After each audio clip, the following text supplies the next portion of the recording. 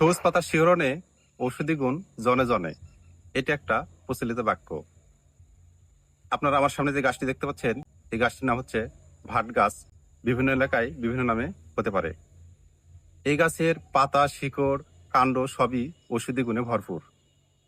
বাচ্চাদের কৃমির সমস্যা থাকলে এই গাছের ডগা মধু দিয়ে খেলে কৃমি দূর হয়ে যায়।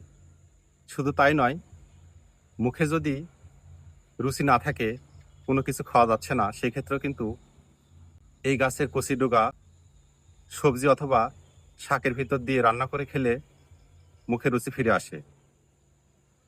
শুধু তাই নয়, এই গাছের পাতার রস চুলকানি, খোসপাচড়া, একজিমা বিভিন্ন রোগের ক্ষেত্রে এই গাছের পাতার রস প্রলেপ দিলে তা সেরে যায়।